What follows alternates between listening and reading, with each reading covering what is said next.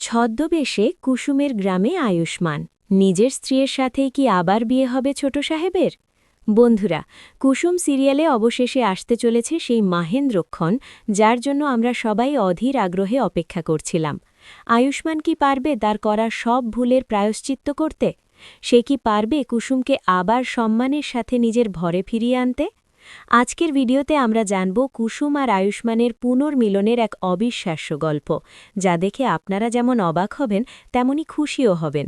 তাই কুসুম আয়ুষ্মানের এই নতুন শুরু দেখতে ভিডিওটি একদম শেষ পর্যন্ত দেখুন। সিরিয়ালের আজকের নতুন প্রোমোতে আমরা এক দারুণ দৃশ্য দেখতে পাই। গাঙ্গুলি বাড়িতে একা একা কুসুমের অভাব অনুভব করতে থাকে আয়ুষ্মান। সে মনে মনে প্রতিজ্ঞা করে, কুসুম, আমি জানি তুমি এখানে নেই, কিন্তু আমি তোমাকে ফিরিয়ে আনতে তোমার গ্রামের বাড়িতে আসছি। যেমন কথা তেমন কাজ। আয়ুষ্মান আর ঈশান দুজনেই মিলে ছদ্মবেশ ধারণ করে পৌঁছে যায় কুসুমের সেই অজপাড়া গায়ে। সেখানে গিয়ে তারা এক মজার পরিস্থিতির মুখে পড়ে। কুসুমের পিসি তাদের ছদ্মবেশ দেখে চিনতে না পেরে মজা করে জিজ্ঞাসা করেন, মুখটা এমন করে আছো কেন? কিছু হারিয়েছ নাকি? ঠিক সেই সময় আয়ুষ্মান আর ঈশান ছদ্মবেশেই কুসুমের বাড়ির ভেতরে ঢুকে পড়ে।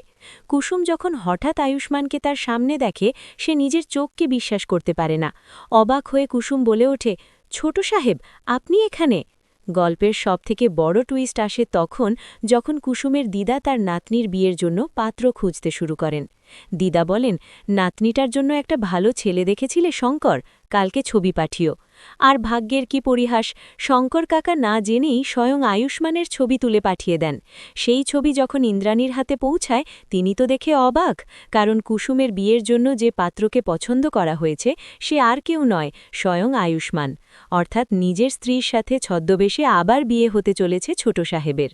আয়ুষ্মানের এই ছদ্মবেশ আর নিজের স্ত্রীর সাথে আবার বিয়ের এই মজার টুইস্ট আপনাদের কেমন লাগলো বন্ধুরা? আয়ুষ্মান কি পারবে কুসুমের মন আবার জয় করতে? আপনাদের মতামত আমাদের কমেন্ট করে অবশ্যই জানান। আর কুসুম সিরিয়ালের এমন সব দুর্দান্ত এবং রোম্যান্টিক আপডেট প্রতিদিন সবার আগে পেতে আমাদের চ্যানেল জিরো নাটক এক্ষুনি সাবস্ক্রাইব করুন এবং ভিডিওতে একটি লাইক দিয়ে আমাদের পাশেই থাকুন। দেখা হবে পরবর্তী ভিডিওতে। ধন্যবাদ সবাইকে।